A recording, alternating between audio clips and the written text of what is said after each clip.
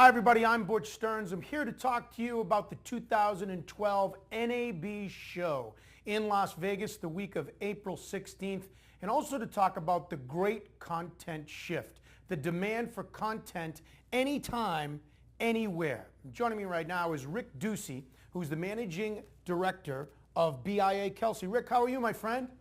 Good, Butch. How are you doing today? Good to be speaking with you. You too, doing excellent. So let's talk about the great content shift. Now, besides being the Managing Director of BIA, Kelsey, you're also a member of the Program Advisory Board for the 2012 NAB Show, correct?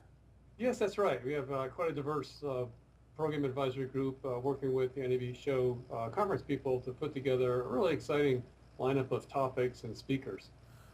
In our series of conversations all about the 2012 NAB Show, I love this theme, the great content shift, because in my words, and I don't want to speak for you, there's a revolution going on. It's been going on for a while now, but just what that is, the demand for content anytime, anywhere, really has redefined how people, how companies, how industries do business, hasn't it?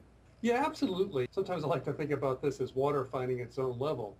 Content wants to find its way to viewers, to users, and users want to get to that content.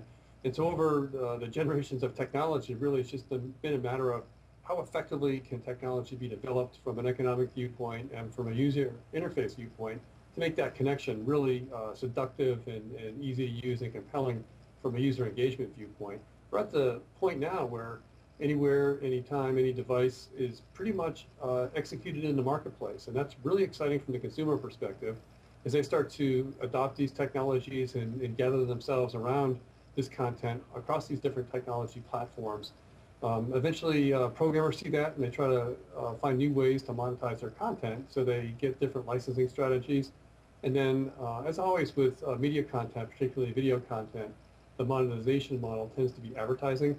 So advertisers see these growing user bases, and pretty soon they get to a critical mass and they say, you know what, we want to put some advertising money into those different media forms.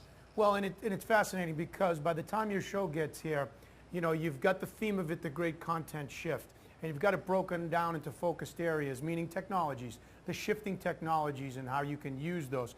The players, the people you're going to do business with and the partnerships you're going to make, the expectations, what consumers, what end users are expecting and how you're going to deal to meet those needs, and the strategy about how you're going to attack all this. So the question, which I might have already answered it, but how did you come up with the theme itself, the great content shift? Because it's divided by those areas?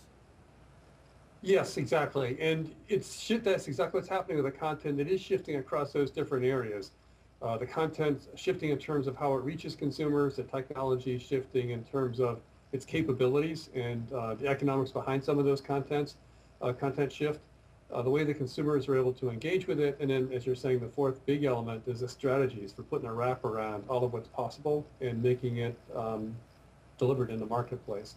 And in terms of the content shift, I mean, first of all, you got to be careful if you try to say that 3 times fast. So I agree. It's a little bit of a play on words, perhaps. But really, I mean, it is a big shift, and you used the word revolutionary. I think that's very accurate.